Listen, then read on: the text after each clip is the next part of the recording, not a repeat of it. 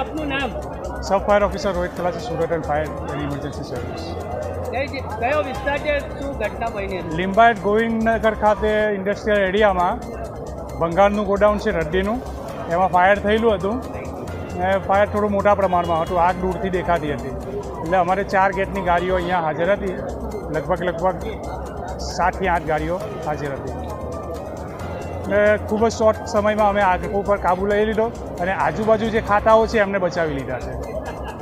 Godown સંપૂર્ણ નાશ થઈ ગયું છે, પણ આજુબાજુના ખાતાઓ અમે સહી સલામત બચાવી લીધા છે. આગ લાગવાનું કંઈ કારણ છે? કારણ હજુ જાણવા મળ્યું નથી. આનું ગોડાઉન હતું? એ રદ્દીનું ગોડાઉન છે, છૂટું છવાયું કાગળ અને કાપડ હોય ને એનું. કોઈ જાનહાનિ થઈ છે? ના, કોઈ જાનહાનિ નથી.